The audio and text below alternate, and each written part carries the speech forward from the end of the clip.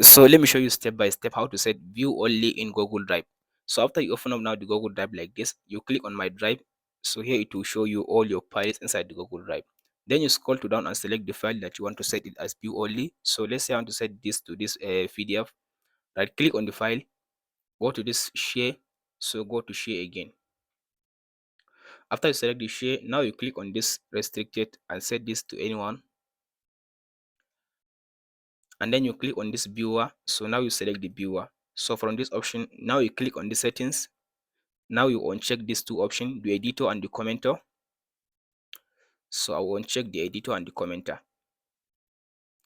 So after you uncheck these two options, now you click on this back arrow again. So you click on this done. So you right click on the file again and go to share. So copy the link. After you copy the link, now if you share the link with this link of this file with someone, the person can only be able to view the file but cannot be able to change anything or download the file. And that's it, guys. Hope this video helps. Like and subscribe.